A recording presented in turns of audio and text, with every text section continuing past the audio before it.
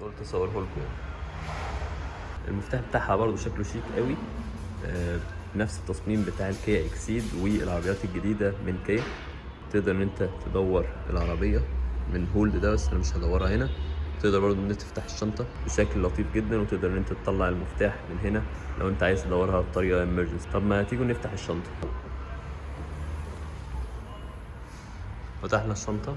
الشنطه مش الكترونيه كده، ما كانتش راضيه تفتح في الفئه دي.